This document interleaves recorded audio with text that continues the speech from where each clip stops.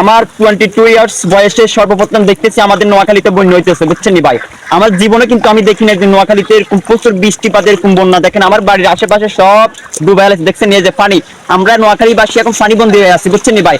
এমন জরাজীর্ণ অবস্থা, আমাদের ঘর বাড়ির সব জায়গায় কিন্তু পানি আর পানি মাই থই থই করতেছে। আমরা দীর্ঘ এক যুগ ধরে এরকম বন্যা এরকম পানি কিন্তু আমরা কখনো দেখি নাই।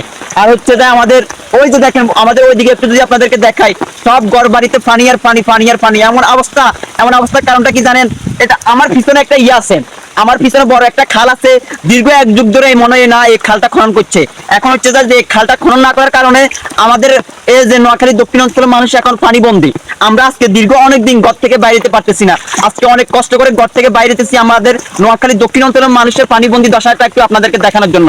দাদা ভাই, অনেক কষ্টে আছি আমরা, আমাদের অনেক কষ্ট হইতেছে। আমরা কিন্তু আপনাদের কাছে কিছু সাহায্য চাইতেছি না, আমরা একটু চাইতেছি আমাদের এই যে বৃষ্টিপাত চলে গেলে, বন্যাটা চলে গেলে আমাদের নোয়াখালী দক্ষিণ অঞ্চলের আনাচে কানাচে কিছু প্রভাবশালী লোক এই যে খাল বিল দখল করে রাখছে, এগুলো একটু খননের ব্যবস্থা করে দিবে। আমরা আপনাদের কাছ থেকে কিছু সাহায্য চাই না। আমাদের নোয়াখালী মানুষ অত্যন্ত অর্থশীল, আমাদের নোয়াখালীর মানুষ অত্যন্ত টাকা পয়সা আছে। আমরা কারোর কাছে অর্থ চাইতেছি না, শুধু আমাদের খাল বিলগুলো একটু কি করা, বিলগুলো একটু কি খনন করে ফেলবেন, যেহেতু ফানিয়ে যা আর আটকে না থাকে। আমাদের দেখেন ওইদিকে দেখবে শুধু সাগর আর সাগর, সাগর আর সাগর, সাগর ছাড়া ভাইয়া আর কিছু দেখা যাইতেছে না। দীর্ঘ মানে আজকে অনেকদিন পর্যন্ত ঘরে শুয়ে আছি, আর পারতেছি না। তো আজ কিরিং করে আমি বুঝিনি বাড়ে গেছি। তো সবাই ভালো থাকবেন আর আমাদের নোয়াখালীবাসীর জন্য দোয়া করবেন। আসসালামু আলাইকুম।